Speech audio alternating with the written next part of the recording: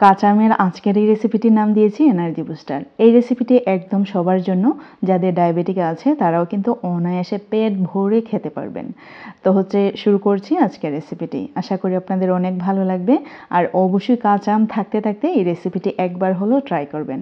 1 cup পরিমাণে মসুর ডাল নিয়ে নিলাম, পানিতে ভিজিয়ে রাখছি প্রায় 10 থেকে 15 মিনিটের মতো, তারপরে খুব ভালো করে ধুয়ে নেব। এইখানে নিয়ে নিচ্ছি 2টো কাঁচা আম। আর কাঁচা আমগুলোকে ঠিক এইরকম হইতে কেটে নিলাম, দেখতেই পাচ্ছেন। আপনারা আপনাদের পছন্দ মতো শেপে কেটে নিতে পারেন। একটি কড়াইয়ে বা হাঁড়িতে নিয়ে নিলাম 2 লিটার পরিমাণে পানি, ডাল দিয়ে দিলাম, 2টো তেজপাতা দিয়ে দিচ্ছি, কাঁচামরিচ দিয়ে দিচ্ছি, একটি পেঁয়াজ কুচি দিয়ে দিচ্ছি, টমেটো 3টা, টমেটো ইচ্ছে মতো স্লাইস করে কেটে দিতে পারেন যেহেতু গলে যাবে। লবণ দিয়ে দিচ্ছি স্বাদ মতো, হলুদের গুঁড়ো দিয়ে দিচ্ছি 1 টেবিল চামচ পরিমাণে, একবারে ভরা 1 টেবিল চামচ পরিমাণ। আর দিয়ে দিচ্ছি জিরে গুঁড়ো 1 টেবিল চামচ পরিমাণে। এখন খুব ভালো করে মিশিয়ে নিচ্ছি। আর মিশিয়ে নেওয়া হয়ে গেলে চুলায় বসিয়ে দেব ডাইরেক্ট। এখানে আপনারা আপনাদের যদি আর কোনো পছন্দের মশলা থাকে, আপনারা খেতে পছন্দ করেন, সেই মশলাগুলোও অ্যাড করে দিতে পারেন। গুঁড়ো মশলার কথা বললাম। এখন খুব ভালো করে যখন ফুটে আসবে, ডাল অনেকটাই নরম হয়ে আসবে, তখনই একটি ঘুটনির সাহায্যে ঘুটে নিচ্ছি। আর ঘুটে নেওয়ার পরে আমরা আমগুলো ইউজ করব।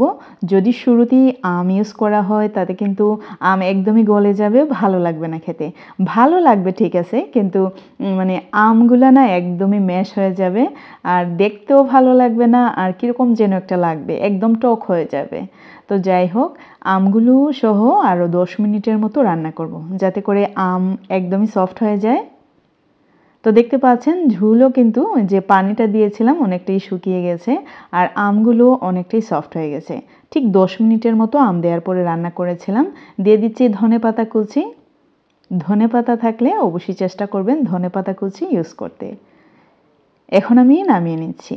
আর একটি প্যান বসিয়ে দিয়ে দিচ্ছি প্রায় রসুন। এইখানে আস্ত 2টো রসুনকে আমি ঠিক এইরকম স্লাইস করে কেটে নিয়েছিলাম। আর এইখানে আছে 7 থেকে 8টি আস্ত লাল মরিচ। অবশ্যই চেষ্টা করবেন এই ফোড়নটা দিতে, তাহলে কিন্তু অনেক সুস্বাদু হয়। সরষের তেল দিয়ে দিচ্ছি কিছুটা পরিমাণে, আর সয়াবিন তেল। আপনারা চাইলে কিন্তু যে কোনো এক প্রকার তেল দিয়েও করে নিতে পারেন। তো প্রায় 1/2 কাপ পরিমাণে তেল দিয়ে দিলাম।